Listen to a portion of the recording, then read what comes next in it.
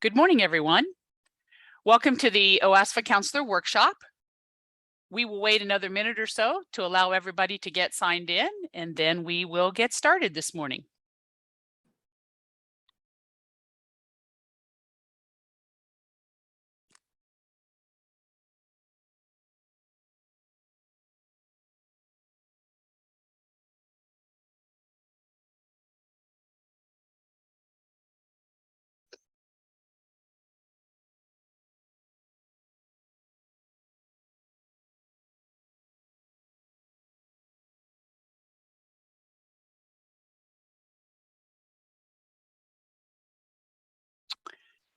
Okay, again, welcome this morning to the OASFA Counselor Workshop.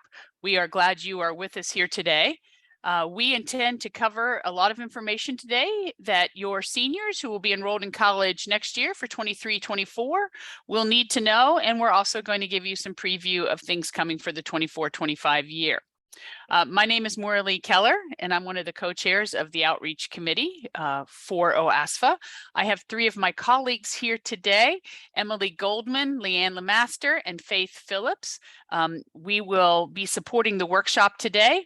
Faith and I will be presenting, and Emily and Leanne will be answering questions. So we're going to strongly encourage you to type your questions in throughout the presentation, and you will receive answers.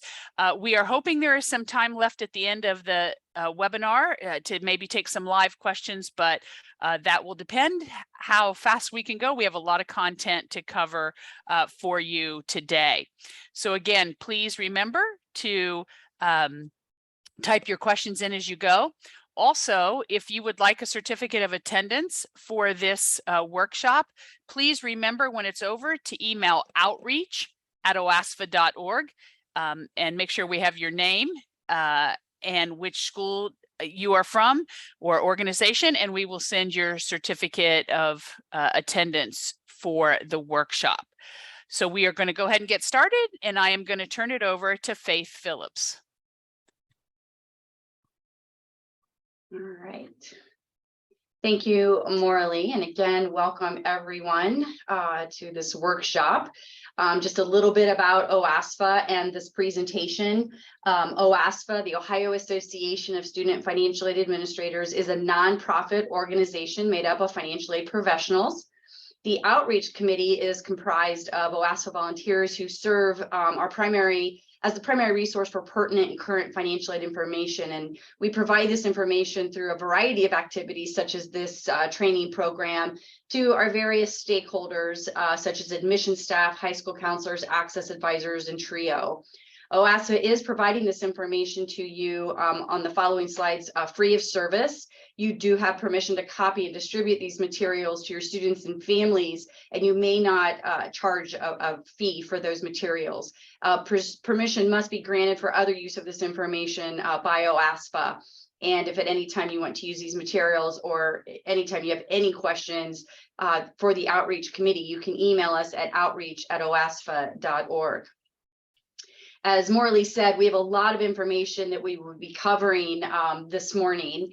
And our agenda includes just a discussion about the federal student aid ID, some changes that are being implemented with that process. The FAFSA itself will focus on dependency determination, because we know that counselors are answering questions right now about students and their dependency status. We will focus a little greater in depth on income and assets, because again, we know that you're often asked those questions. We will discuss the current federal verification process, special circumstances, the different federal and state financial aid programs. We'll talk a little bit about scholarship searches, a little bit more in depth on the financial aid notification process. And what we know you are all here to hear about are the coming changes for the FAFSA simplification coming for 24-25. And then we'll wrap up this morning's workshop talking about the different resources that are available to you. So let's get right on into our favorite topic, federal student aid, the federal student aid ID. Some changes that are coming with it. So let's just talk about the basics of the FSA ID. The short term is FSA ID. It is a username and a password that the student and the parent use to access federal student aid online systems. This FSA ID serves as a legal signature for both the parent and the student. The student and one parent whose information will be reported on the FAFSA will each need a separate and individual FSA ID. So they each have to create their own FSA ID, one for the student and one for one of the parents whose information is on the FAFSA form. FSA IDs should only be created by the user. So the student should be creating theirs and the parent should be creating their own FSA ID. The FSA ID requires an email address or a cell phone number. We encourage the use of both an email address and a cell phone number. They both serve as backup resources should there be a problem with accessing and using the FSA ID. An email address and a mobile phone number can only be associated with one FSA ID. So once an email address and then once a mobile phone number has been used, it cannot be used again. So you want to stress to your families that if a student does not have their own email address, their own Yahoo, their own Gmail, it's time to create that and start using that for the financial aid and admissions process for colleges. Students should not use their high school email since those tend to be disabled after graduations. And students and parents should be aware that, cell phone numbers are recycled throughout time. So when someone no longer uses that cell phone number, it could be used. And if that cell phone number was used on a prior applicant's FSA ID, it may reject when a family tries to use that cell phone number again. And so if they are having that issue, they need to reach out to federal student aid, to an FSA specialist for assistance with what could potentially be a recycled phone number. So to request a federal student aid ID, we want you to encourage all families to request these before they begin the FAFSA process. And, it's kind of been a running joke with federal aid administrators that the FSA ID is a little bit more difficult sometimes than completing the FAFSA form itself. And so it could be frustrating for a family that's trying to get this FSA ID process figured out and doing the FAFSA all in one night. But it also helps with the timing of making the matches occur if they were to request the FSA ID before they go in and begin the FAFSA. Plus, they want that FSA ID ready to go to electronically sign the application. Families should make sure that the name, the Social Security number match exactly as they are on the Social Security card, and that they double check the name, Social Security number, and date of birth as they enter them in, because they do go against a match against the Social Security Administration database to make sure that the student and the parent's information matches. A Social Security number is required currently to create an FSA ID. So if a parent does not have a Social Security number, they currently cannot request an FSA ID. And when it comes to signing the FAFSA form, they would have to use the signature page for that signature. So the family logs into the federal student aid website, goes under federal student aid ID application. They begin and create the application process. Students do have a couple different opportunities. So if they don't remember to request the FSA ID before they start the FAFSA form, when they start to get into the actual application, it will give them the opportunity right there to create an FSA ID. So it will remind them that they could still do it at that point in time. So it is not like a one and done. They start the FAFSA and they can't get the FSA ID. So it is something that they can start after they begin the FAFSA form. New in 22, starting on and after July 10th, was a new multi-factor authentication process when logging on and using the FSA ID websites. And this is often referred to as the two-step verification process on studentaid.gov. Federal aid administrators are trying to use multi-factor authentication because we don't want families to get confused between verification of the FAFSA form when they've been selected for that process called verification, and this two-step or multi-factor authentication. So any FSA ID that was created prior to July 10th, so if you're working with a family, for example, the parent already had an FSA ID for a prior student in college, That FSA ID they continue to use for all of the students that they're completing a FAFSA form for. This multi-factor or MFA will not be required of them until sometime in November. And then any of us that had that FSA ID prior to July 10th will be required to start to use the MFA. So if you use, and if you don't, we encourage you to use an FSA ID cheat sheet that allows families to document how they have set up their FSA IDs, what their security questions and answers were. We encourage you to go and update those cheat sheets to include this multi-factor authentication process. Plus, there's an FSA ID backup code that they are also issued, and we encourage you to add that to the cheat sheet so that they can write down that, that backup code.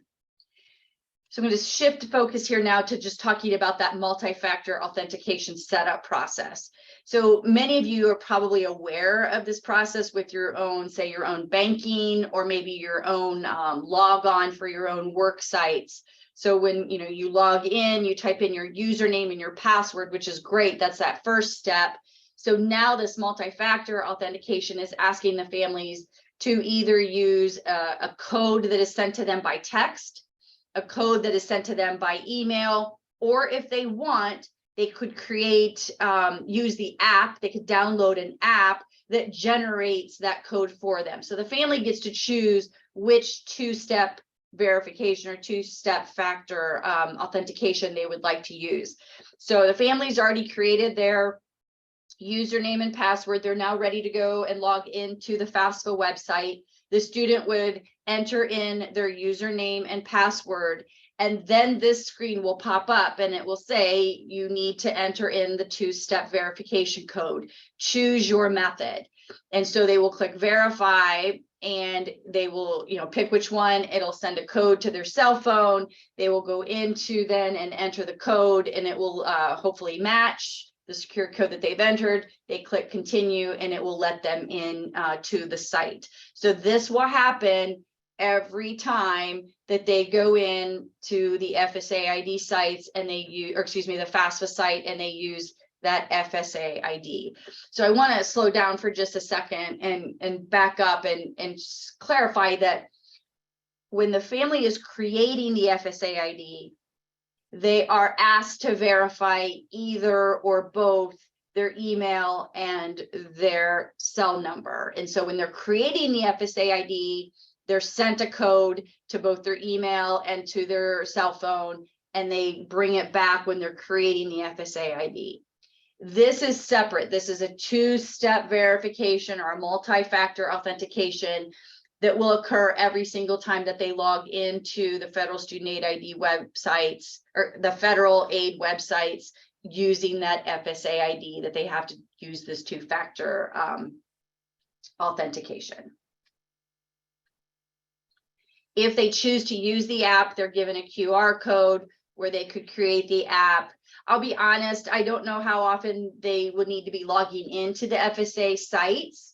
So do they actually need the app, or is the email or cell phone authentication process enough? That is up to the end user on which one they prefer, but they have the three options: the cell phone, the email, or using the authentication app.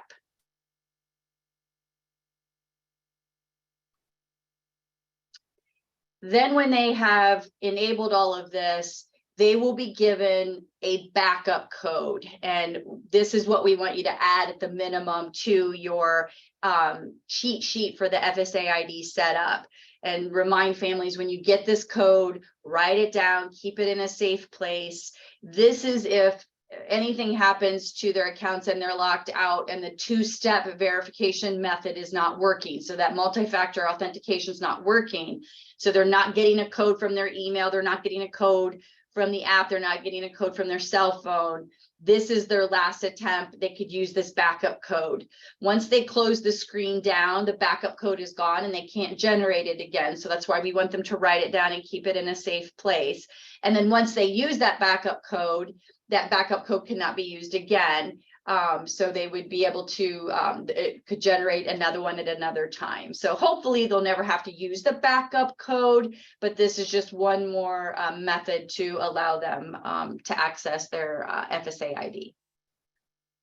So when logging in with the multi-factor authentication, this is what it would look like. So the user types in their username and password for their FSA ID. It will pop up and ask them which one they prefer to use, and it'll verify which cell phone, which email it's going to. They click send code. It gives them the code. They enter it in whichever method they chose, and then it allows them to access the federal student aid site they're trying to get into. Logging in with the multi-factor authentication code, they logged in with their username and password, and for some reason, one of the three multi-factor authentication processes are not working. They could now click the help me access my account, enter in their backup code. If all else fails, they will be presented with the number for federal student aid to call in and obtain assistance. It is important that families understand that if the student's FSA ID is the one that they're having a difficult time using, a parent cannot call in for the student. Only the user of an FSA ID can call into Federal Student Aid's phone number and get help with their Federal Student Aid ID. So they would enter the backup code, continue. They also would have some options then to maybe use their challenge questions and answer those to get in. So it, you know, the end point to all of this is stressing to your families that federal student aid takes their security very seriously. And that is why they have put all of these measures in place to protect a student and parents' information, because they're putting in very identifiable and risky information onto these federal student aid sites. And so we want them to be assured that their information is very secure, which is why all of these measures are put in place. All right, so let's shift to the FAFSA form, the free application for federal student aid. If your families are just wanting to get an idea of what that expected family contribution would look like, they have the option to use the Federal Student Aid Estimator. It helps potential applicants to determine what their federal aid eligibility would look like. So they can go in and use this site at any time. So if you're looking at some junior families or some sophomore families that are just trying to get an idea of what it would look like, well, actually, I take that back, because after this year, EFC will look different. So you may not at this point want to encourage families to use the student aid estimator unless they're seniors, to just get an idea of what that EFC would look like. I just alluded a little bit for you on what FAFSA simplification will look like and what Morley will be discussing here in a few minutes. So the FSA, the FAFSA website, families can still type in fasfa.ed.gov. It automatically redirects them to studentaid.gov. Just making sure that families understand that wherever they end up, they want to be at the .gov website and not on maybe one of those potential sites where they charge a fee for them to submit the FAFSA form. So making sure that families are on the .gov website. The first time that a student is logging in, they would click the Start Here. Then once they've identified themselves and created a FAFSA record for 23-24, then they would be a returning user and they would log in using their FSA ID. We encourage all families to use the FAFSA on the web process over a paper application. We know that over 98% of users are now using FAFSA on the web. We know that there may be some unusual circumstances where a family just absolutely cannot use an online version. There is a paper application. It is currently available in an English form as well as a Spanish form. But we want to push families as much as possible to the FAFSA on the web. It has built-in edits to help them prevent from making certain mistakes. So it knows if you plug in the date of birth, for example, and you plug in the year is 22, it knows that's not logical. It pops up an error and makes the family correct it. It has skip logic built into it, so it does not present the family with certain questions that are not necessary based on how they've answered previous questions. They have the option to use the IRS data retrieval tool to import their tax data directly from the IRS right into the FAFSA form. This saves them data entry time and the risk of making data entry errors. The FAFSA on the web has very good detailed instructions. So there's a little question mark inside a circle. So if a family isn't sure what the question is specifically asking, they can click on that question mark and it will give them more details about the question itself. And then the process gets easier each year. So stressing to your families that the process is simplified each year with what we call the renewal FAFSA, where the application takes the demographic information that typically does not change and carries it over to a renewal application. It can be corrected or updated at the time if something has changed. But then all of the student and parent need to do is update the new tax information and the new asset information for that year, and they're ready to submit the FAFSA for the next year. The login feature of the FAFSA allows the user to select which role they are. So, in most cases, it's probably the student or the parent logging in to fill out the FAFSA form. The student must enter a social security number to be eligible for federal student aid. The SSN is automatically filled in on the FAFSA form based on the FSA ID. So if the student created their FSA ID prior and they log into the FAFSA using their FSA ID, it carries over the SSN, the date of birth, and the demographic information directly into the FAFSA from the FSA ID website. If the student gets in and realizes that they made an error on their social security number on the login page, they cannot change it and they would have to start a brand new FAFSA form. Students that do not have a social security number should enter sixes in the first box and leave the remaining numbers blank.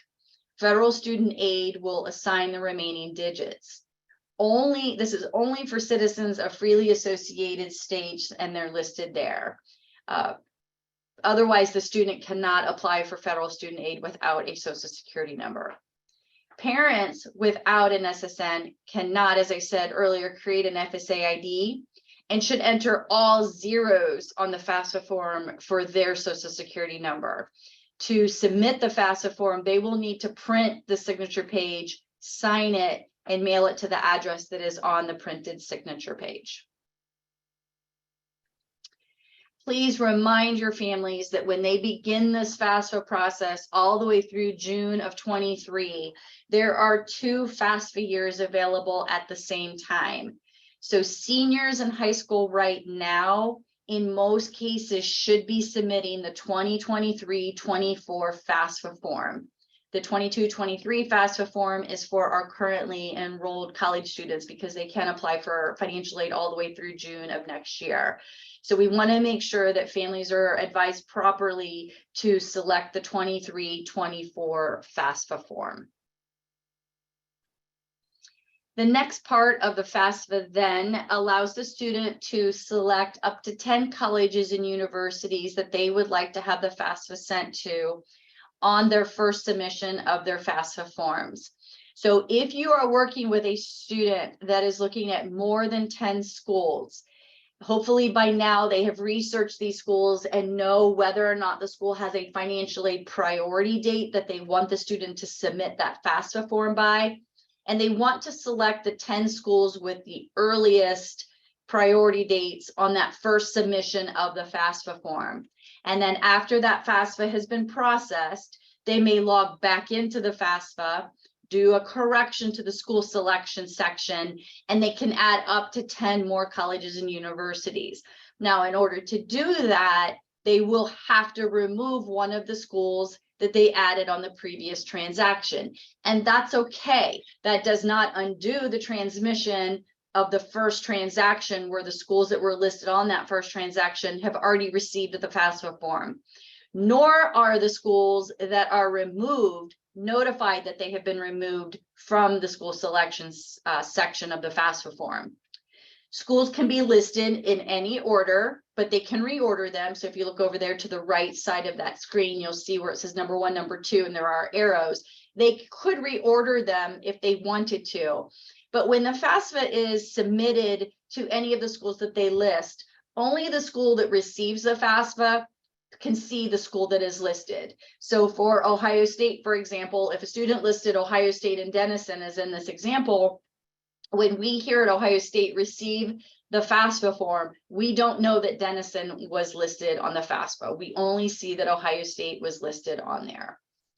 Students do not have to be admitted to list a school on the FAFSA form. So they can list all the schools that they're dreaming of applying for admission to. They can list it on the FAFSA form. The FAFSA will be processed and it will be sent to all of the schools that they have listed. But many schools will not actually bring that FAFSA in to review the student's eligibility for aid until it has an admissions application to match up with it. So just advise those students, you can list the school on here, but until you've done an admissions application, they may not look at it. But they do want to make sure that they, are listing as many schools as they think that they want the FAFSA submitted to. And if they come up with another school later, they can always go back in and do a correction and add more schools at a later time. All right, so now we're going to shift gears to the dependency determination questions. So dependency status is something that federal student aid defines. A student cannot declare themselves as independent for financial aid purposes. A student's dependency status has nothing to do with whether or not a parent has claimed them on their tax returns. If a student answers yes to any one of the dependency questions, they are considered independent for financial aid purposes. And so parents' information, once they say yes to a question, parents' information is not required to move forward on the FAFSA form. If a student answers no to all of the dependency questions, they are directed to provide a parent's information on the FAFSA form. Now, one of the things I want to help you stress to parents, simply by filing a FAFSA for a student does not commit them to paying for a student's education or taking out a parent loan to help the student pay for their education. Basically, providing their information on the FAFSA form, what they are doing is giving the students the vehicle to apply for financial aid. And then it's between the student and the financial aid office to determine what the student is eligible for. So a parent that says, I'm not planning to pay for my dependent child's education, we still want them to please fill out the FAFSA form for the student so that they can still have access to applying for financial aid in their name. So that does not commit them to paying for a student's education. It is important to stress that it is federal student aid's philosophy that it is a parent's responsibility to pay for a dependent student's education, but it is not a requirement. But if a student is determined to be dependent for financial aid purposes, then the FAFSA really is looking for the parent's information on the FAFSA form. So in general, the dependency status questions, the first one is actually answered for the student, and that depends on their date of birth. And so in general, a student is considered dependent for financial aid until they turn 24. Or if they were to get married before they turn 24, being married makes them independent. Having a child that they provide more than 50% support for and will continue to provide that support in the academic year would be considered an independent student. Or if they have other dependents, not a child of their own, but some other dependent that they provide that support for. Or a student who is currently on active duty in the U.S. Armed Forces or a veteran of the U.S. Armed Forces. If at any time since the age of 13, both of the parents are deceased, the student was in foster care, or they were a ward of the court, they are considered independent. If at any time they were determined by a court in the state of their legal residence, they are an emancipated minor, they are independent. Or if someone other than their parent or step parent has legal guardianship of them, they are determined to be independent. And there is a difference between legal guardianship and legal custody. So if you're helping a student who someone has legal custody of them, that is not the same thing as legal guardian, and they should not say yes to the question on the dependency determination questions. And then there are questions regarding a student's homelessness, or if they are self-supporting and at risk for homelessness. They could say yes to that question, and that would automatically consider them independent for financial aid purposes. So let's say, for example, a student said no to all of the dependency determination questions. The FAFSA will then tell them that you have been determined to be dependent, and it will ask them if they want to provide parents information or if they're unable to provide parents information. So if you are helping a student who could not say yes to any of the questions, but they have an unusual circumstance, so say they are in the legal custody of someone else and it is not reasonable for them to provide parents information on the FAFSA form, that student could still move forward and submit the FAFSA form by clicking the circle that says I'm unable to provide information about my parent, and it will allow them to move forward. It will not present them with the parents' questions. It will not calculate the expected family contribution, but the FAFSA will go to all of the schools that they have listed on the application. Then the student and the school will work together to determine what is the unusual circumstance, and the school will determine whether or not to override that student's dependency status. So let's focus right now on a dependent student is going to move forward and provide parents information on the FAFSA form. So who is that parent for the purposes of the FAFSA form? So if the student's parents live together and they're married or unmarried, the student would report the information about both of those parents in the parent information section. If the student's parents are divorced or separated, and the student lives with one parent more than the other, then it is the parent that the student lived with most in the last 12 months that the student would select as the parent for the purposes of the FAFSA form. If the student lives with the parents equally, the student would report information about the parent who has provided more financial support over the last 12 months in the parent section. And if the student was legally adopted, they would report information about the parent who adopted them. So now we're going to talk about the income and asset section for the FAFSA form. Now, the FAFSA form that seniors are filing right now, again, is the 23-24 FAFSA form, and it is collecting taxable and untaxable income for the 2021 tax year. So the student then and the parent have the option to use the data retrieval tool if they have completed a 21 tax return. So they can skip the question and they can data entry the information themselves, but we encourage all families to try to use the data retrieval tool, because again, it does prevent them from making data entry errors. And if the student's FAFSA is selected for verification, meaning that the school needs to verify that the family filed the FAFSA properly, if they're selected to be verified on the income section and they successfully use the IRS data retrieval tool, then they would not need to provide documentation of their 21 taxes that they filed. So the parent would click the proceed to the IRS. They would indicate which parent has the FSA ID, and they would need to enter that in order to give permission to the FAFSA form to go over to the IRS data retrieval tool. So the tool allows for certain tax information to be transferred from the IRS database. Again, the participation is voluntary, but it is encouraged.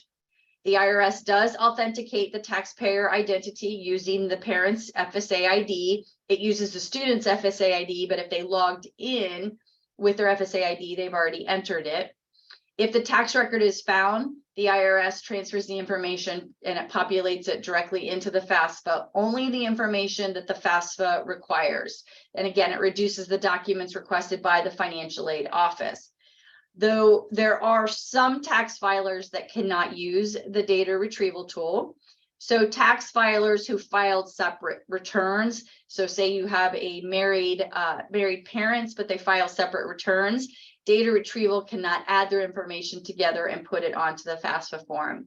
If the tax return was amended, it cannot bring over amended information. If the tax filer was a victim of tax-related identity theft, they would not be able to use data retrieval. Clearly, if they did not file a US tax return, they can't use data retrieval. And if they did just file their taxes, so if they had received an extension into October and they just now filed their taxes, the taxes may not be available to electronically transmit from the IRS to the FAFSA form.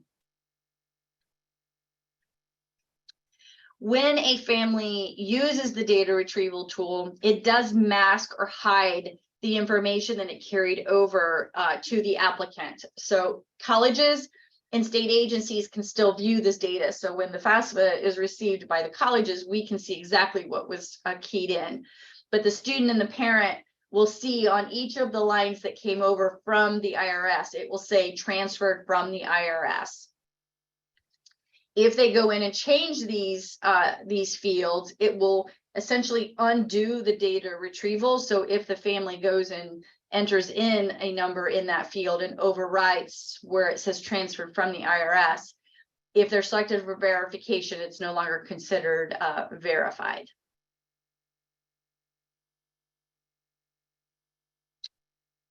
This is a tool that will help families if you want to use it to how to use the tax information and how it is transferred from the IRS into the FAFSA form. So just backing up just a second. So if the student also filed a 21 tax return, which could be the case for some of your senior students, they too could use the data retrieval tool. So it's not just a tool that is just for parents.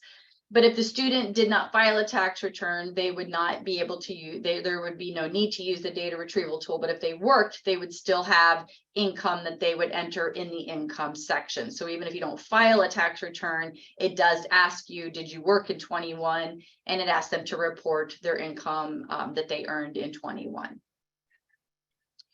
Then there is a section for student and then a section for parent assets. So the question is asked separately of both the student and the parent, although the questions are identical. The assets are as of the date that they are submitting the FAFSA form. So it is not based on what they had in 21 like the taxes are, it's based on as of the date that they're signing the form. So the first question will ask, as of today, what is your total balance in cash, savings, and checking accounts? Then the second question will ask, what is your net worth of investments as of today? And so the family will need to do the best they can to evaluate the value of all of their investments and report a value there. And then it will ask the value of their business and or investment farms. For the 23-24 year, they do not include a family farm or a business with 100 or fewer employees. So if they do own a business or a family farm and they have less than 100 employees, the response there for the value of the business or farm would be 0 for 23-24. We want to be careful that they know what to include and what not to include as an asset. So assets include the real estate that they own, except for their primary residence. So the value of the home they live in is not reported as an asset on the FAFSA form. But if they own rental property or a lake house or a beach house, they would need to include the value of any other real estate they own other than the home that they live in. Then if they have any trust funds, UGMA or UTMA accounts, money market, mutual funds, CD stocks, bonds, other securities. The list is there of all of the assets that are required to be included. This list is also provided in the asset question on the FAFSA form. So if a family isn't sure what to include and what not to include, they could click that question mark and it would tell them in greater detail what they need to include there. Now, families who have educational savings plans, such as a 529 or a prepaid tuition plan, it is an asset of the parent, not the student, assuming that the parent is the owner of the asset. And they have to report the value of all of the accounts that they own. So if the parents have, for example, 2 children, and one's a senior in high school getting ready to apply for financial aid, and the other one is just say a freshman in high school, even though that freshman is 4 years from, applying for financial aid and going to school, the parent would still need to report the value of all of the accounts that the parent, own as an asset on the FAFSA form. What they do not include are the value, again, of their primary residence, the value of any life insurance plans that they have, any ABLE accounts, and please caution them not to include the value of their retirement plans. So their 401ks, their PERS, their STIRS, their IRAs, their KEOGs, they do not include those as an asset. And then families who have UGMA and UTMA accounts, it is not reported under the parent in this case because the student is the owner, the parent is just the custodian. So UGMA and UTMA accounts that a student has, those are listed under the student's name. And then just as a reminder for 23-24, if they have a business or a farm with 100 or few employees, they do not list it as an asset on the FAFSA form. New on the 23-24 FAFSA application is a demographic survey. So before the student signs and submits the FAFSA form, they are presented with these questions. And I have to stress here that it is a demographic survey. It has nothing to do with the financial aid process. It does not affect the student's financial aid eligibility. In fact, the financial aid offices should not even be seeing the answers from this demographic survey. The student must answer the questions in order to progress to the signature section of the FAFSA form. However, they can click decline to answer. So if they do not want to provide an answer to the question asked, they can click decline to answer. So they have to click something in one of those questions in order to move on to the signature section. But please stress to students that their answers do not affect their financial aid eligibility. So when the student and parent have completed entering everything into the FAFSA form, they are encouraged to view the application. They can click the link that says view the application, and they'll view it and compare their answers and make sure that everything looks correct. They haven't added zeros that don't belong there, and that everything looks the way that they want it to appear before they sign and submit the application. If the student provided their FSA ID when they logged into the FAFSA form, they will click, they are ready to sign it. They will read the fine print where they are agreeing to everything is accurate to the best of their knowledge, that they promise to use the financial aid appropriately, and then they would click sign the FAFSA form. Then they're ready to provide the parent's signature. If both parents' information or 2 parents' information is on the FAFSA form, it will ask them which parent do you want to sign, so which parent has the FSA ID. It shows them the last 4 digits of the Social Security number and the date of birth of the parent, so that they did not necessarily have to remember who was parent 1 and who was parent 2. They select the parent that has the FSA ID, provides the parent signature, and now they're ready to submit the FAFSA form and review their confirmation page.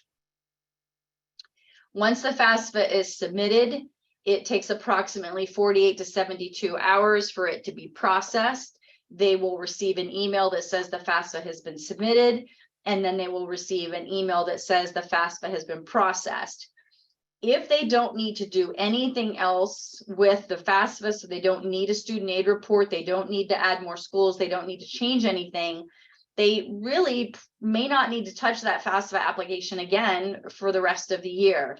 Now they're just waiting for the schools to receive that FAFSA form, bring it in and begin to view it for 23-24 and take it from there.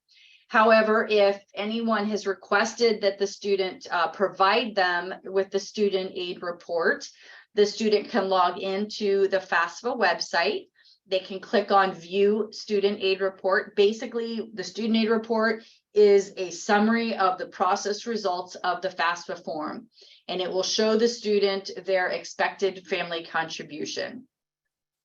They do not need to provide the student aid report to colleges, but there may be some scholarships that are wanting, for example, that student aid report to be provided to them. I would encourage families to only provide that first page of that student aid report when possible. Just that summary page, which gives the expected family contribution. There are very few scholarship programs that should need anything other than that EFC. So if they're working with a local foundation, for example, that wants their student aid report, tell them to just submit or try to submit only that first page of that student aid report. Otherwise, the rest of that student aid report includes all of their social security numbers, their date of birth, and all of their confidential information. So just caution them on, who's asking for that student aid report and who are they providing it to. The student can also see here that if they want to add more schools, they can log in right here and click add or change schools and add more schools and submit the FAFSA for processing. If they know that they've made a mistake, they can log in here and make a correction to the FAFSA. But please remind families that typically the FAFSA is captured at a point in time. And so you can't really go in and update information. So take, for example, their assets changed since they submitted the FAFSA form. That's not an updatable or correctable field. That is captured at the time that they submitted that FAFSA form. But if they truly made a mistake, so in my asset section, I accidentally included my 401k, that's a valid correction. And so they can go in and make a correction and adjust the asset section to remove the 401k. But I would let them know that if they go in and make certain corrections, the schools that receive that corrected FAFSA form very likely will go back out to the family and select them for verification at least of that section that they made a correction to, and verify why they made that correction. So we're moving right on in then, talking about the verification process. So as I mentioned, verification is a process that aims to ensure the accuracy of reported FAFSA data. So if a family comes in and they're frustrated because they have been selected for verification and the financial aid office is picking on them, this is not us accusing them of providing wrong information. This is simply just a verification process to ensure that families accurately reported the information on the FAFSA form. Federal student aid does in most cases the selection of verification. So they randomly select which FAFSAs they want the school to verify to make sure that the student and the parent provided the proper information. Students that are selected for verification should respond and submit the requested items as promptly as they possibly can. Commonly requested documents include verification worksheets, which can look a little bit different from college to college. But basically, we take a certain language that Federal Student Aid asks us to use, we tweak it to fit our needs, and then we send out the request for those verification worksheets. Another common document would be the federal tax return or a federal tax return transcript for the tax year that we are verifying. So if a family is selected for verification, Federal Student Aid said that they want us to verify the tax information is correct. If the family did not use that IRS data retrieval tool, we would then ask them for a copy of their 21 tax return transcript or tax return. So they could, as I said earlier, eliminate some of the documents required if they were able to use that data retrieval tool. In some cases, the financial aid office may actually ask for the W-2s as well for the parents and the students if they worked in that tax year. But if they were not required to file but they did say that they worked and they've been selected for verification. We may ask for the W-2s. There's also sometimes a request for a verification of a non-filing letter. So for parents and independent students who said that they were not required to file taxes for a specific tax year, if they're selected for verification by federal student aid, the financial aid office will ask them to get a verification of non-filing letter from the IRS. Basically something from the IRS that says this family did not file a return, nor were they required to file a return. Approximately 18% of FAFSAs are randomly selected for verification. An applicant not selected by a federal processor, so their FAFSA came back and it was not selected for verification, may still be selected at the college level. So the colleges are required to review the FAFSAs as well and compare it to other information that we have in our systems. And if we have reason to believe that there could be conflicting information, we, the college, may turn around and select the application for verification. And again, stressing to families that we're not trying to pick on them or accusing them of doing something wrong. It's just, federal student aid just wanting to make sure that the aid is getting into the hands of the eligible students. FAAs are not required to be tax experts. That's what federal student aid says. But federal student aid does require us as financial administrators to know when a student or a parent is required to file taxes and if they filed them properly. So we do have the authority, if we review a tax document for a student or a parent and we feel that they did not file properly, or they didn't file and they should have filed based on the income they reported, we have the authority to tell the student and or parent, we must see an amended tax return before we can move forward with the student's eligibility determination for financial aid. So until that college receives the requested information, financial aid eligibility will not be finalized. So it's important to help families understand if they've been selected for verification, they may get an offer of financial aid. So some colleges do put a financial aid offer out for a student to view, but it will say that all of the information is estimated until the student and parent provide all of the verification documents, and the school will not move forward until they receive those documents. And then other schools will not even put a financial aid offer out until all of that verification process has been completed by the student and the parent. I do want to point out that this verification process was suspended for the 22-23 financial aid year. So our currently enrolled students, if their FAFSA had been selected by federal student aid for verification, federal student aid did suspend the verification process for us and did not make us verify most of those FAFSAs that came in, unless we had reason to believe there was some conflicting information. We have no reason to believe that that suspension will continue into 23-24, which could be confusing for your students and your parents, especially if they have a currently enrolled student who was selected for verification but did not have to comply with it.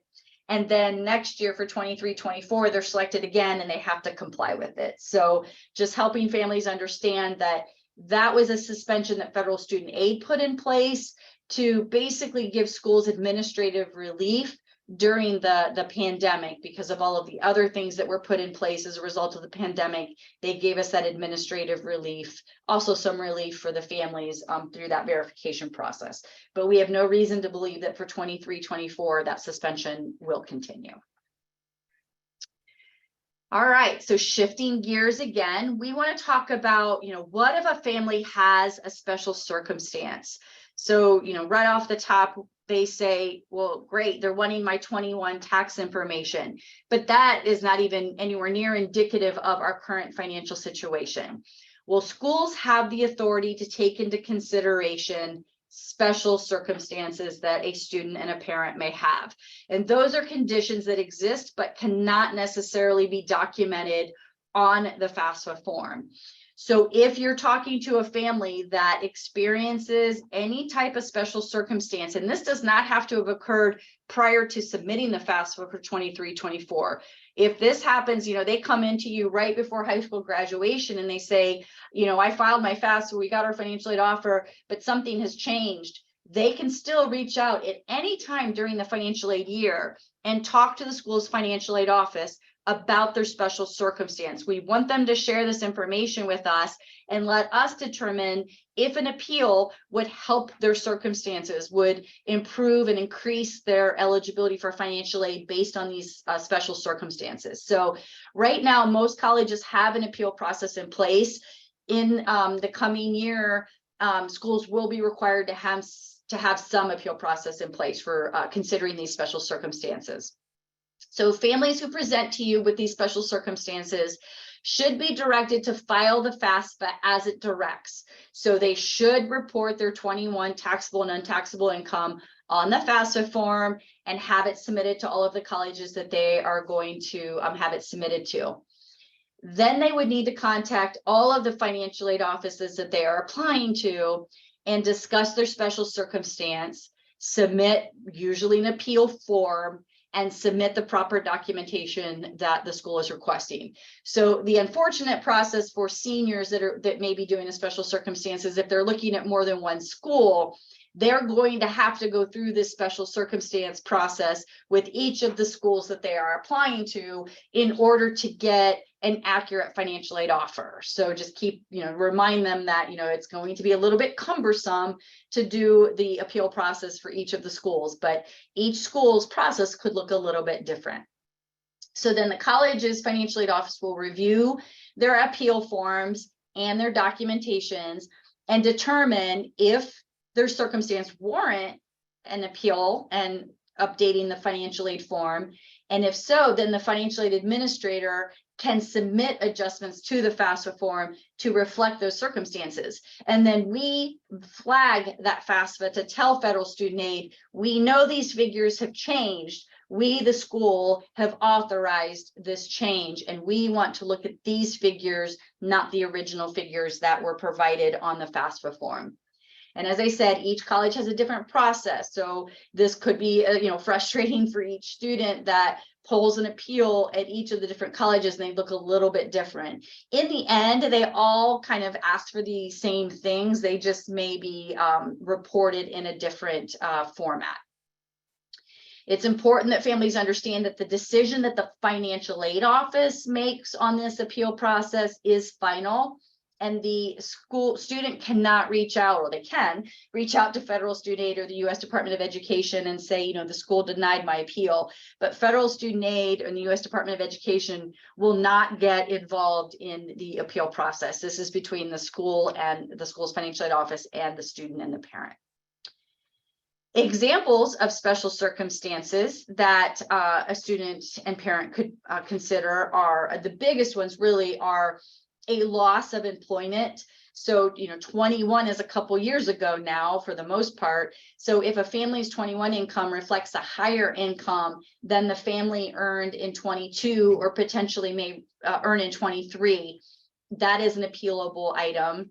Loss of child support. So the family would be reporting if they received child support in 21, they would be reporting that on the FAFSA form, but the child support ends when a student turns 18 or graduates from high school. So that would be an item that a family could appeal.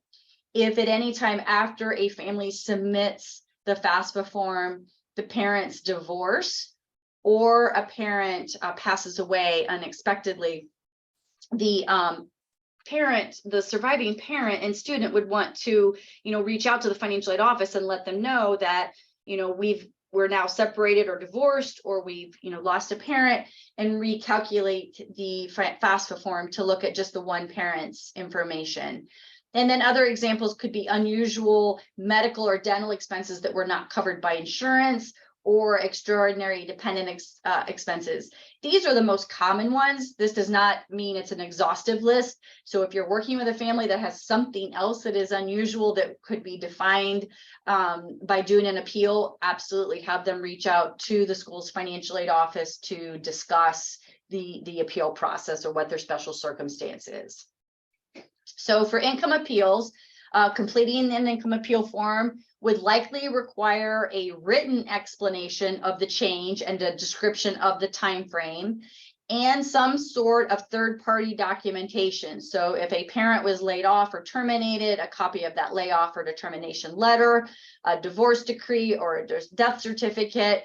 And then maybe, say we're looking at 22 tax information instead of 21 tax information. So we could ask for a copy of the 22 tax returns as soon as the family files their returns, or their final pay stubs or W-2s for 22, something that would help us capture what the current financial situation is, or those medical bills, and then an estimate of their current or their future income.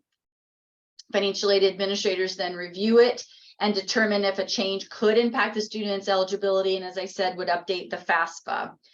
It's important to know that not all documented appeals could result in a change of eligibility. So for example, if a family already has a 0 expected family contribution, an income appeal in most cases would not change anything for that student. In this, in 23-24, a 0 EFC is the lowest they can go. They're already, in most cases, receiving the maximum amount of financial aid, so an income appeal would not benefit them. Or if the appeal would change the EFC, but not enough to make them eligible for more aid. Or the school needs to consider, do we even have more financial aid to offer the student? It's great that we can do this income appeal. It's great that we can make an adjustment to it, but do we have more financial aid that we could offer the student? So, we want to work with the student and make sure that they understand, the appeal may be appropriate, but may not change anything. It's also important to note that a student that was not selected for verification that submits an income appeal may be selected as a result of submitting that income appeal. So, oftentimes we're asked to verify the information as presented before we do an appeal for that student. Many financial aid offices are just now starting to set up our financial aid systems for the 23-24 year. So our goal, first off, is to start bringing in those FAFSAs and letting families know if they've been selected for verification, what documents we need. So some of us are not quite ready to discuss income appeals. So let students and parents know that if they do have a special circumstance, to reach out to the school's financial aid office, but they may not have those appeal forms available on their websites until maybe January or February of each financial aid year. And then we have a free resource that we have listed here to help families, write a special circumstance appeal should they need some assistance with that. So also special circumstances would be those dependency special circumstances that we discussed a little bit ago back when we were talking about dependency determination. So let's say for the student that was determined to be dependent for financial aid purposes, but they have a special circumstance that was not addressed by the dependency determination questions. So they have a reason why they are unable to provide parental information. The student has the option to say, I am unable to provide information for my parents. And as I said earlier, allows them to move forward through the FAFSA form, and the student can sign it and the student can submit it, and it will go to all of the colleges that they have listed. But it will not calculate that expected family contribution. The schools then will work out or will reach out to the students and say, you mentioned on your FAFSA you could not provide information about your parents. Tell us a little bit more about what is going on in your circumstances. So the impact for the student not providing parent information, as I said, is it will not calculate that EFC. And it could limit them to, certain federal financial aid eligibility. So let's talk about these dependency special circumstances. So a dependent who would otherwise be dependent, who has an extenuating circumstance, as I said, may submit the FAFSA without parents' information, and the student will follow up with the school's financial aid office to explain their circumstances. Many schools have what we call a dependency appeal process, where the student explains in writing and with documentation of their circumstances why the school should consider them independent versus dependent on their parents for financial aid. And if the college finds that the circumstances are acceptable, the financial aid administrator would then go back into the FAFSA form, flag it saying that we are overriding the student status to make them independent, and resubmit the FAFSA, and that will then calculate the EFC for the student as an independent student. Examples of cases in which a school could consider a dependency override would be if both of the parents are incarcerated, the student left home due to an abusive environment, the student is estranged from both parents, or they don't know where they are or cannot contact them, or it's not safe for them to contact their parents. So those are, you know, some of the examples that the school's financial aid office would consider in doing a dependency override. In addition, though, to the student writing that explanation to the financial aid office, the student will have to provide pretty strong third-party documentation to support their circumstances. So, you know, prepare that student for that appeal process and providing that documentation. Cases where a school cannot just flat out override a student's dependency status is if the student just does not live with the parents, the parents do not provide financial support, a parent refuses to contribute to their college expenses, they haven't claimed them on a tax return for the past year or two, or the parent just simply refuses to complete the FAFSA form. So a parent's, you know, decision to not cooperate with the student filing the FAFSA form is not a reason in and of itself for a financial aid administrator to override the student status and make them independent. The student has to present some type of unusual circumstance. So, you know, at least the student can at least get the FAFSA submitted to the school's financial aid office and work with the school's office to determine whether or not they can override the status. And, you know, schools have been known to reach out to parents and help them understand what providing their information on the FAFSA form means and what it does not mean. So by providing information on the FAFSA form, it does not mean that you're borrowing a student loan to help your student pay for college. So, you know, sometimes if the student just needs us to help, you know, the parent understand why we need their information, the school's financial aid office could try to do that. So here is the dependency special circumstances. The student also has an option for what we call a parent refusal to file the FAFSA form. So if a student selects, I have special circumstances and I'm unable to provide information about the parent, possibly we could do a dependency override, or possibly worst case, we could do a parent refusal to complete the FAFSA form. So if a parent is flat out refusing to complete the FAFSA and the school cannot find a justifiable reason to do a dependency override, the student and the parent can explain to the financial aid office that the parent refuses to file the FAFSA, that the FAA has determined that a dependency override is not warranted, and the student could be eligible for an unsubsidized Stafford loan at the dependent student level. So for the parent refusal to be eligible for this provision, the student has to document that his or her parents refuse to complete the FAFSA. So we need something in writing from the parent saying that they will not submit the FAFSA form, that they do not and will not provide any financial support and when that support ended. And the student must submit the FAFSA anyway to ensure that it passes all of the eligibility matches. If the parent refuses to sign all of these documents, then it is possible that if the student can get a statement from a teacher, a counselor, clergy, someone from the court that states that all of this is factual, then with all of that, perhaps then the school could move forward and award the student this federal unsubsidized loan. Now, that is great, and financial aid offices are glad that we have this option, but that freshman amount is still $5,500 that a student could borrow in an unsubsidized loan. And that amount does not go very far at very many schools. So while it is a great option for us to fall back on, it doesn't really help a lot of students get much farther than if the parent could just file the FAFSA form. So anything that you can do to help soothe that process and just try to work with parents and help the student get that FAFSA submitted, it's in the best interest for the student to actually have the FAFSA submitted with the parents' information. All right, Morley, I am going to take a breather here and turn this over to you to talk about the financial aid programs. Great. Thank you very much, Faith.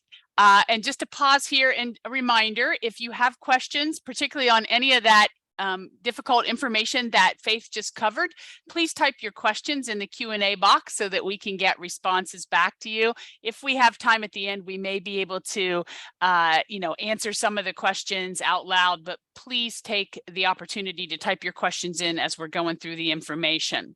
Next slide, please.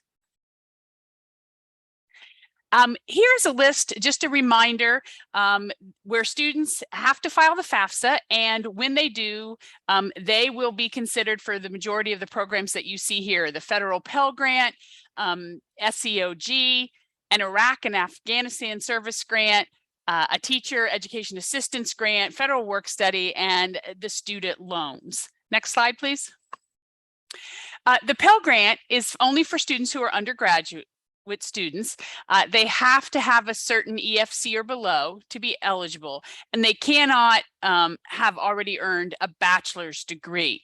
It does not have to be repaid unless for some reason a student might withdraw or change their enrollment during a term. The maximum award for the current year is $6,895. So students who had a 0 EFC and are enrolled this year in college would have received a $6,895 Pell Grant. That meant their EFC could be as large as 6206 to get a small Pell Grant for this year. Congress has not determined the amount for next year. We don't have the Pell Grant tables yet. So I will just say, as you maybe see some award letters that come rolling in pretty early, most colleges will kind of indicate that those are estimates. And so you may see students who have a 0 EFC and they're going to have 6895 on their award letter. That's because the colleges do not have the new amount for next year yet. Next. Students have a maximum number of terms they can get a Pell Grant.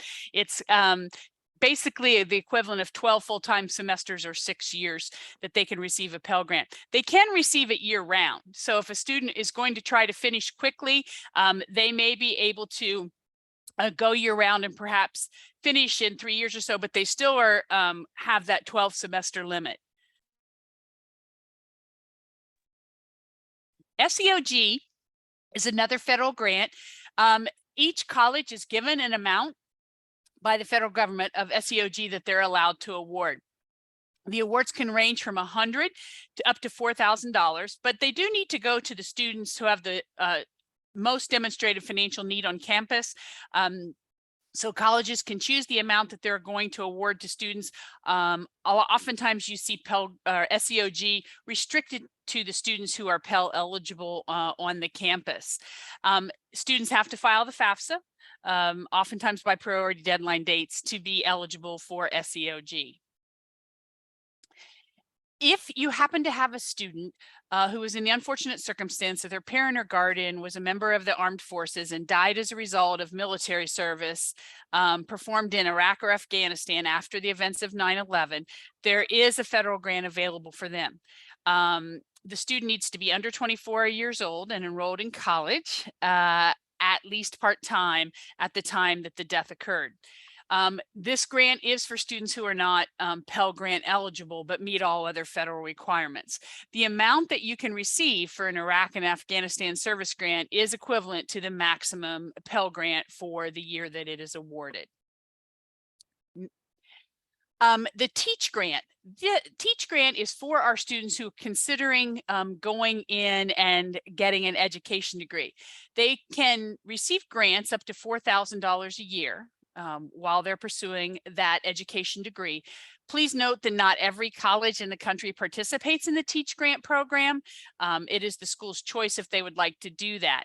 There are many strings tied to TEACH grants. So, and the main one is that, you know, upon graduation, they're going to have to teach in a high need, high subject area field to qualify and meet their service requirement. If for some reason they do not teach the appropriate number of years, that grant will be turned into an unsubsidized student loan with interest accruing from the first day that they took the Teach grant, and will have to be repaid. We encourage students to be really sure that they're going to go get an education degree. I think oftentimes you may see colleges hold off on awarding these until students are maybe in their second, third, or fourth year at the institution, which means they're pretty steadily on the path to receiving their education degree. Next. Federal work study, part-time job, could be for undergraduates or graduates. It could be a part-time job on campus. It can also be off campus if the college has some contracts with some off-campus locations. The good news is once a student is in college and if they're earning federal work study, they do have to include those dollars when they file their taxes. However, there's a question on the form that allows them to back out of their income any of those work study dollars that were earned. So federal work study cannot hurt your future eligibility for financial aid. Students have to be paid at least minimum wage. The institution gets to determine the amount that's paid for each of the positions. Right now, minimum wage is $9.30 an hour, but it will rise to $10.10 in 2023. So it's a great way for a student to get some experience. Student loans. We all know that they are becoming and have been a standard part of most financial aid packages. Repayment when a student takes a loan doesn't begin until 6 months after they graduate or drop below half-time or leave college for some reason other than graduation. The loans are placed into two categories: subsidized, which means that it is need-based and the student has less resources than the annual cost of attendance, and so they can receive a subsidized student loan. An unsubsidized student loan, the student does not demonstrate financial need, but is still eligible as an incoming freshman for that $5,500. The interest rates are set each July 1, and the current interest rate for students who are in college this year is 4.99%. That interest rate will be adjusted next July 1 for the next academic year. So we don't know exactly what the interest rate will be for your students who are entering into college next year. Here's kind of the loan chart that lays out the amount of money that a student can receive each year as they progress through their ranks at college. So our freshmen get their $3,500 in subsidized. To get up to the total of $5,500, they will be borrowing $2,000 in unsubsidized loans, whether they demonstrate need or not. It progresses to $6,500 when they're a sophomore, and then their annual limit is $7,500 once they have reached junior status. If these students have parents who were going to apply for a PLUS loan that we'll talk about in a minute, and for any reason were denied, they can have some additional eligibility of $4,000 more as a freshman and sophomore, or $5,000 as juniors and seniors, but that's only in the case where their parent applied for and was denied a PLUS loan. The unsubsidized loans are also available for graduate students. They're not based on financial need. They also have an interest rate that was adjusted July 1st. Their current rate for borrowing is 6.54%.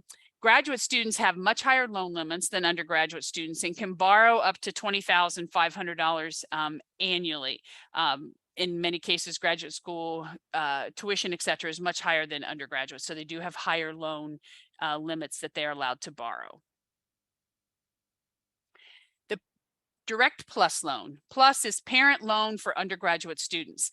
The loans were made to the parents of dependent students. They're not based on financial need, but one thing that a parent has to do if they'd like to have a PLUS loan is they will have a credit check reviewed. If they have an adverse credit history, they may not be eligible to borrow the PLUS loan. That would be the situation where the student may be eligible for higher amount of borrowing of their student loans. The amount that they can borrow each year is limited up to the cost of attendance minus any financial aid that the student is receiving. So PLUS loans do not kind of have set limits like you saw for the student. Repayment begins for parents 60 days after the full disbursement. Earlier we said that for the students, repayment doesn't begin until 6 months after they graduate or leave school or drop below half time. For parents, it begins with 60 days after the full disbursement. So for example, if the student parent borrows a PLUS loan and there's a disbursement in August to pay for first semester, perhaps the second disbursement comes out in January for spring semester, repayment will begin 60 days later. So perhaps in March or early April, the parent will move into repayment. Student does have to have a FAFSA on file, and it also has an annual interest rate. This year, the interest rate for PLUS loans is 7.54%. Now we're going to talk a little bit about the aid programs that are available here in Ohio.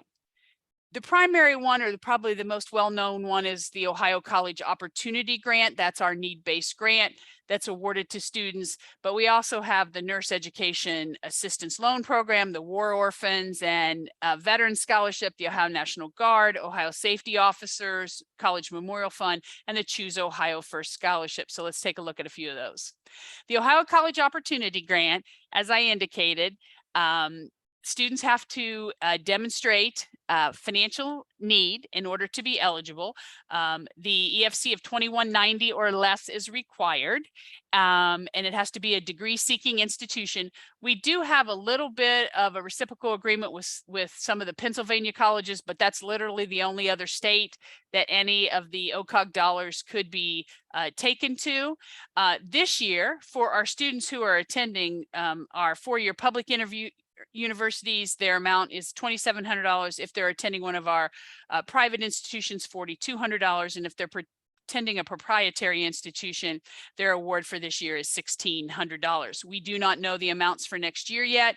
Those will be set in the annual state budget. Ohio is due to have a new biennial budget by July 1. So early next summer, we will know the amounts. So again, as I mentioned, on award letters for as in the Pell Grants, because we don't know next year's awards, you may also see these amounts listed for the OCOG award for next year, because the state of Ohio has not set the new award amount for next year. The Nurse Education Loan Program, it is based on an EFC. The amount for this current year is $1,620, right? It is funding for nurses or nursing instructors who are looking for an RN or a higher nursing degree, or maybe Masters of Nursing instructor candidates. The recipients must serve as a full-time nurse in Ohio for 5 years to qualify for 100% of this program to be forgiven.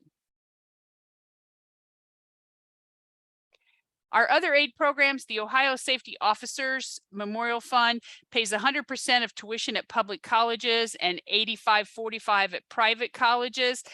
This is for the dependent of someone who was killed in the line of duty. We have the Ohio National Guard Scholarship. It's 100% of instructional fees at the public institutions and $11,492 for students who are attending privates. The Ohio War Orphans and Severely Disabled Veterans Children's Scholarship is 80% of tuition at the public colleges and valued at $6,170 at our private colleges. Choose Ohio First are for our students who are probably heading into many of the STEM fields. The minimum award could be $1,500 for an associate degree and baccalaureate, $500 for a certificate. The maximum award is $8,632. Those amounts will be determined by the institution. The process varies by each institution that has Choose Ohio First money available, but it will be targeted to our students heading into the various STEM majors. Let's talk a little bit about financial aid award notifications, because those are going to be coming sooner than later. The interesting thing and sometimes confusing to students is they do have to figure out where and how will I receive this award notification. Some institutions still have a policy where they will print them and mail them to their incoming students.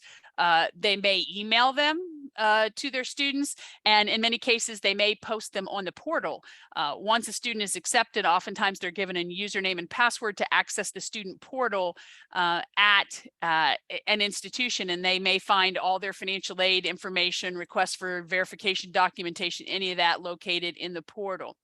When students are looking at those and families are looking at those, they need to, take a good look at what the annual costs are for the institution, not just tuition, but tuition, room and board, books and supplies, travel. They need to be looking at the items on this award letter and which of them do not need to be paid back, which of them will have to be paid back. Could be critical in making the decision about which package looks the best.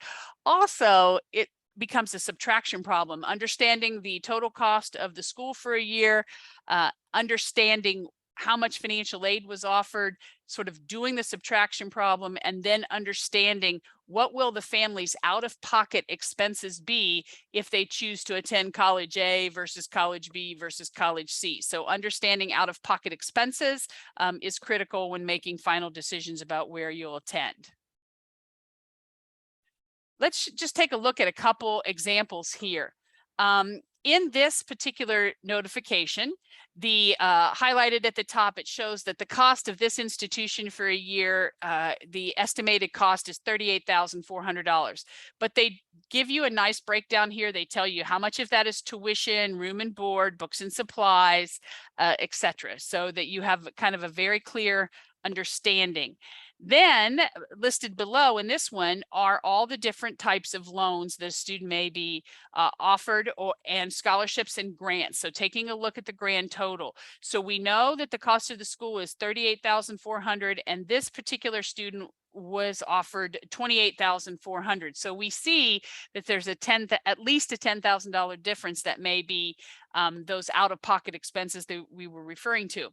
But in this case, it may be a little bit higher because this student was offered federal work study. And as we know, students have to work, turn in timesheets, receive paychecks, etc. So often work study are not dollars that can be credited to the student's account. The student is going to be paid for their work throughout the year. We kind of often refer to work study money, wages as living money, the money that are going to meet some of their general daily expenses throughout the year, but not really credited to their account. So in this particular case, while the initial subtraction problem would tell you there's $10,000 out-of-pocket expenses, when you add in the $3,000 of work study, this particular award letter, the family would need to understand that there's probably in the neighborhood of $13,000 that they're going to be responsible for the year, while the student earns that work study throughout the year. This example here does do a little bit better job of breaking things down, like direct expenses, what are paid directly to the institution, indirect expenses, where students purchase their books or their transportation and things like that. This will help there. This indicates at the top that we estimate your billed or direct cost to be $45,000, and that you should anticipate books and supplies and transportation or your indirect cost to be up to in the neighborhood of $2,500 per year. This shows that the direct cost that'll be billed of $45,000 minus the gift aid, if we totaled up all the gifts, grants and scholarships offered at the bottom, would tell you that there's $11,000 that still is going to need to be paid to the institution to cover all the expenses for the year. And then the second line lets you know that additional $2,500 in miscellaneous indirect costs. You can see here they spelled out scholarships, grants, student loans, etc. So this student is being offered a grand total of $43,300. But again, we have a work study offer in there, which cannot be, credited to the student's account. So looking at sort of an $11,000 out-of-pocket expense here for this notification, with the information laid out a little differently than the first one we took a look at. Take a look at things on the award letter. Help families understand how to break it down You know, this one has an example of what will I pay this year without loans, right? So it's showing you, you know, an example like this, that here is a family would have $11,385 worth of expenses. It shows you the estimated cost of attendance, and in this example even breaks it out by semester so that you understand the total cost of attendance for this institution at $28,394, right? So colleges will lay their award letters out differently. Some will provide you many more details than others, and that's why it's kind of critical to review those award letters with fine-tooth comb so that the student and parents understand everything that will be available, what's available to help cover the expenses that will be on the student's account. If there's work study, the fact that that means dollars that they may earn during the year, and what will the family's out-of-pocket expenses be to cover the cost at that particular institution. Here's another way to make sure that students and parents understand, you know, gift money, those scholarship and grant dollars that will not need to be paid versus loans. And so, you know, looking for the word scholarships and grants in the name of the funds that are appearing on the award letter will also be very helpful. So this is a place that indicates and tells you that their gift aid does not need to be paid back, and they're offering this student $28,695 worth of gift assistance. But you will see that there are, again, work study offered and student loans in this package. So the family has to be aware of all the elements of the package.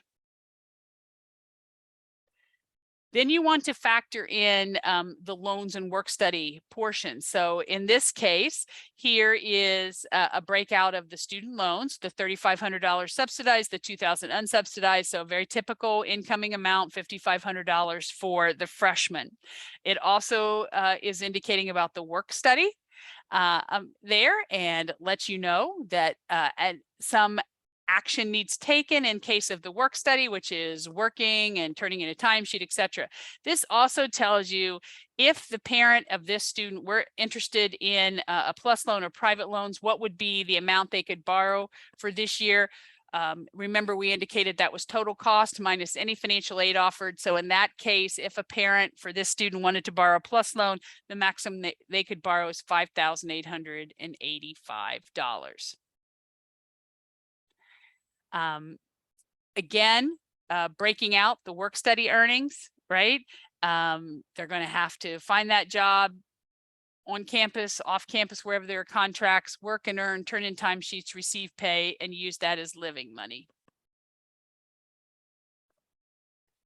OASFA creates and has available on the counselor resource page a cost comparison workshop sheet. Sometimes this is the easiest way for a family to kind of take those award letters that came to them in different formats and put it into a sort of a uniform worksheet here where they can take a look at the calculations side by side and not have to kind of fool around with all the different formats and things that the information came to them. And when filling in the worksheet, you know, getting down to the bottom, the estimated total due, right? This is where we're going to be looking at what, you know, the amount of dollars that the family may have to cover, those out-of-pocket expenses to cover the student's need for the upcoming academic year. Let's talk briefly about scholarship searches. Lots of times there are lots of different places to search. I'm sure if you're a school counselor, you probably have a process at your own building when you receive scholarship information and how you distribute that information to the students. You may do a newsletter, you may have a website, different ways that students can obtain applications, oftentimes for many local or regional or state scholarships. So you probably have a process right there in your own building. Oftentimes, financial aid websites at colleges may offer up links or opportunities for students to go on and do scholarship searches. We know a lot of the local foundations, religious or community organizations oftentimes offer things up for students that you may be involved in distributing the applications and in the selection process. Sometimes organizations and other professional associations related to the student's field of interest, you may find that there are scholarships out there, you know, for students that are going to major in engineering. Occasionally, this parent's employer may have scholarships available for the dependents of people who work there. There are the generic search engines out there. You can sort of Google and find all kinds of things. This is not an exhaustive list. We just listed for you Big Future from College Board that has a search service, CapEx, and then scholarships.com.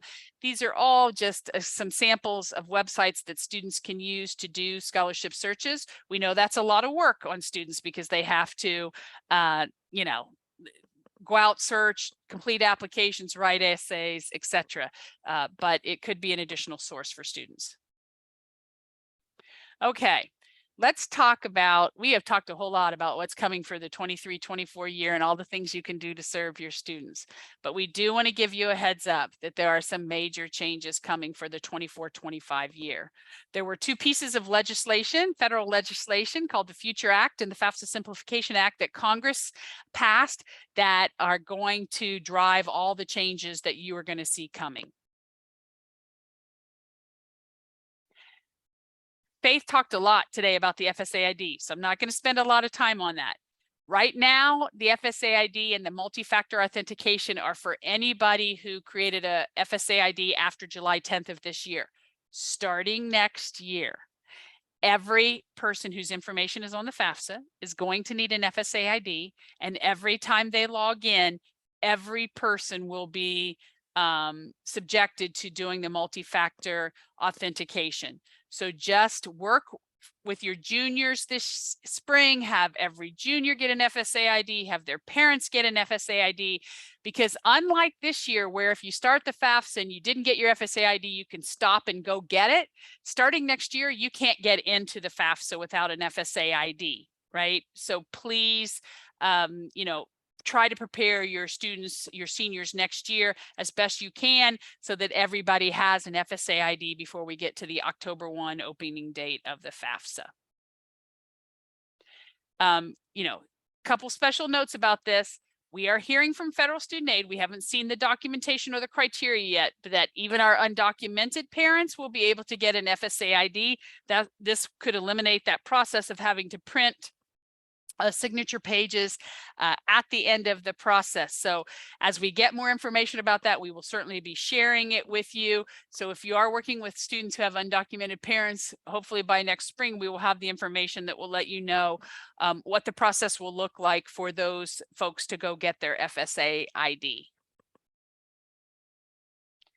All right, let's talk about changes coming to the form. Those pieces of legislations passed by Congress were designed to streamline the form. They are expanding the access to the IRS information for the majority of filers. As you know now, the students can use that IRS DRT transfer tool, but there are certain categories of people who are not eligible to use it. Next year, the categories of people who cannot use it will be reduced dramatically. There will be two ways in the new year that students will be determined eligible for Pell or not. One will be the calculation from filing the FAFSA, but the other will be using federal poverty tables. The expected family contribution that we're also used to will be renamed the Student Aid Index next year. So students could be Pell eligible by their SAI or those federal poverty tables. Everyone, and we have it in capital letters, everyone will be required to click a permission box at the beginning of the FAFSA next year to allow their financial information to be transferred from the IRS. This even includes people who are non-filers. By clicking the box and giving permission, when the IRS transfers information, if there is no tax return on file, it will transfer a code that verifies that that person really was a non-filer and that there's nothing there. As I mentioned, very limited pass for people who will have an opportunity to manually enter. This year, you can use the DRT tool or choose to manually enter. Next year, if your information is at the IRS, there's not really going to be an option to manually enter anything. Only probably our recently separated couples or parents who are not U.S. tax filers. So if they file foreign tax returns, or undocumented parents who may not be filing federal tax forms, may be the only folks who have a manual path to enter through the form.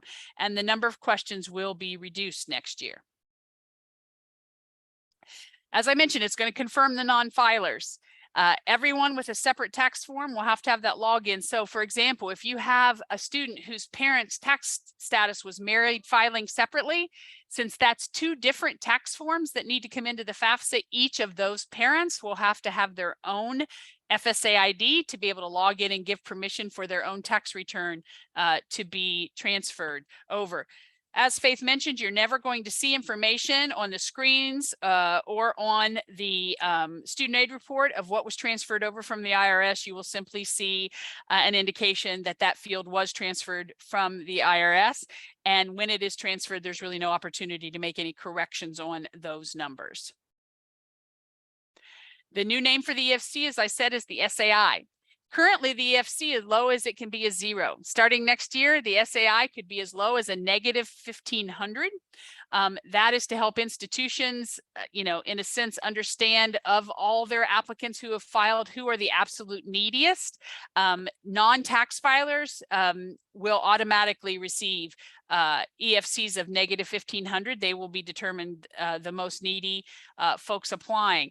The SAI will also determine eligibility for the Pell Grant and all the other federal awards, or they will use the poverty table. Pell Grants, you'll hear things starting next year referred to, are you eligible for a minimum or a maximum Pell? If you hear them talk about min and max Pell, they're talking about looking at that poverty table. Families next year will be reporting their 2022 income information. The 2022 poverty table already exists. It was released back in January. So they'll be taking a look at that poverty table, looking at the family's income that was reported, and determining if they get a maximum or a minimum Pell by the amount of income that was reported. It also will look at the SAI. Please know the student will be given or awarded the most generous Pell Grant amount. So if the SAI Pell Grant table gives them more money than what appears by the poverty table, the student will always be awarded the largest Pell Grant, and after looking at both ways to determine their eligibility. Family size is the new name, not household size. Will be based next year on the number of people who are claimed as exemptions on tax forms. We often know that there are a variety of circumstances in which people's number of exemptions do not accurately reflect their household size. So there will be a question for them to change and record what the appropriate family size is. Currently, whose information goes on the FAFSA has always been, for the last several years, the primary custodial parent. Starting next year, it is the parent that provides the most financial support to the student. In many cases, that may be the custodial parent, so there may be no change. But if there is some situation where student lives with a particular parent, but the other parent is providing all the financial support, that other parent is whose information will be going on the FAFSA. One change that I think you will see for your families that you serve that have multiple students in college at the same time, the SAI will no longer be divided by the number in college. So if they calculate and let's say the expected family contribution is $16,000, but there are two students in college, oftentimes you would see $8,000 EFCs on each of those student aid reports. Starting next year, that amount will be $16,000 on each student's form. Families are going to be required, if they have incomes above $60,000, to report assets. Currently you do not have to report the value of a family farm, or you don't have to report the business if you have less than 100 employees. Starting next year, all farm values will be reported and all business values will be reported if you're required to provide assets. So again, if your income's above $60,000, there are no exemptions in assets next year. Lots of families will probably be required to utilize that question that allows changes in family size. You may have parents that students don't live with who will now be responsible for completing the FAFSA. So those may be some interesting counseling situations, and current college students who may have reported one parent this year may have to report a different parent next year on the form. Next. The number in college being removed, we're going to see families who are not going to have changes in income, but their SAI may double or triple. We'll have to see if students lose Pell Grants or their OCOG grants. We'll have to see if the Ohio Department of Higher Education makes any adjustments to the OCOG formula, and what kind of adjustments will colleges make when those families that now have multiple students in colleges, SAIs rise dramatically. Those will be interesting things that we'll be watching for. We talked about the $60,000 for the assets. We're going to have families who, again, income didn't change, but now have to report assets. Their SAIs are going to climb. We'll have to be explaining to them what happened with the change in the formula. We'll have to figure out, again, what colleges will do and consider anything special circumstances when they put packages together. There will be a provisional independent student. It's much like the form on the form now where you say you can't provide parent information. The student will get an estimated SAI this year. Their EFC field would be left blank, but colleges will have to do all the follow-up, the appeal work, etc. So it's just kind of got a new name, but it's the same process that exists on the form now.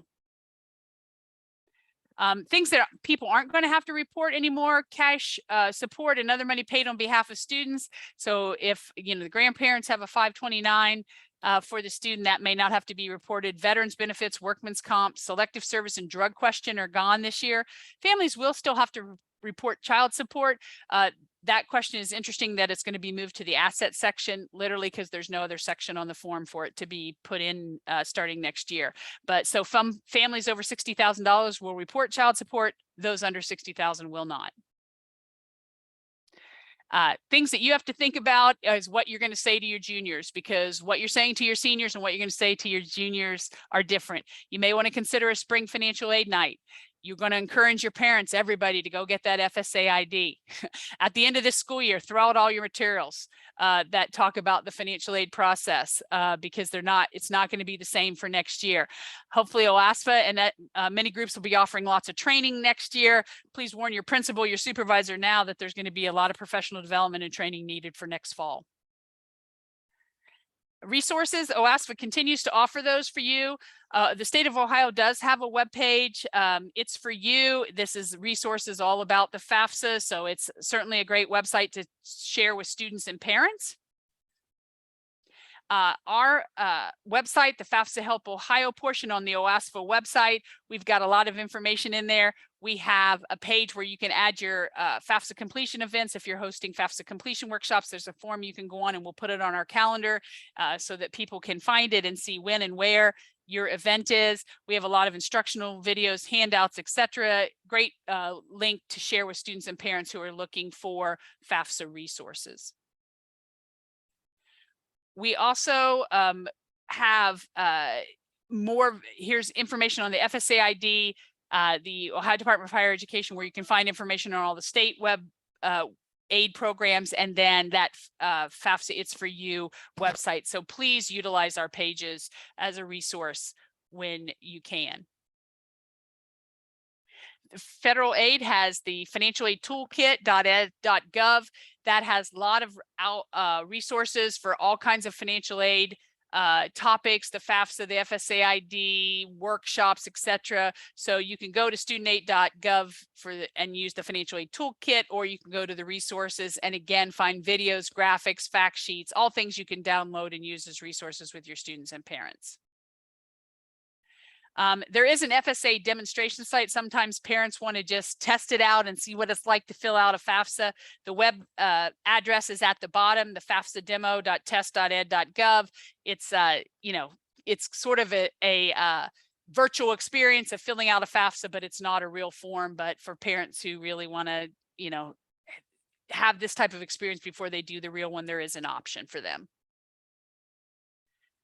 We want to make sure that we have all of you in our database so that we can always keep you updated about training and things that are happening. So please go to our OASFA.org and the counselor resource page, and please put yourself in our database if you're not already there. You signed up for this workshop through Zoom, so that was not tied to our database. So if you're not already in there, we'd really encourage you to go in and get in so that you'll get notified about all those trainings next year.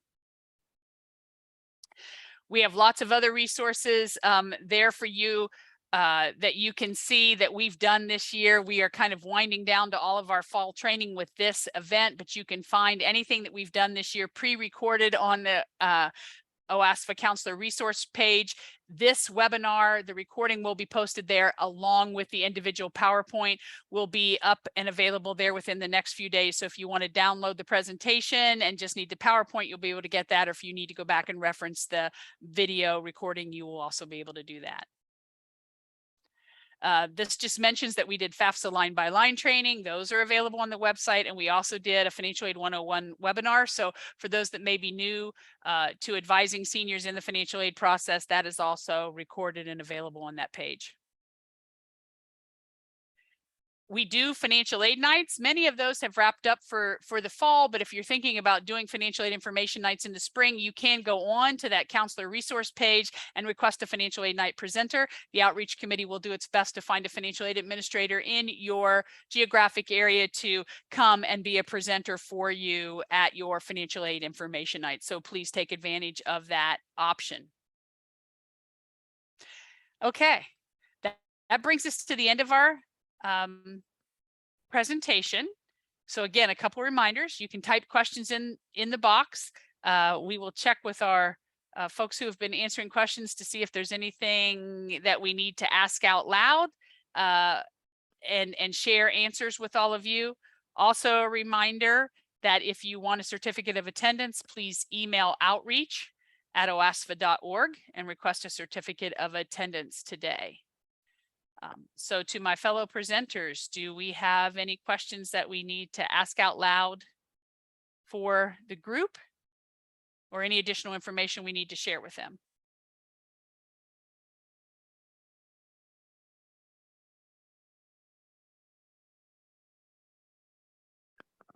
Does not look like Morley, a lot of questions were actually asked while we went through.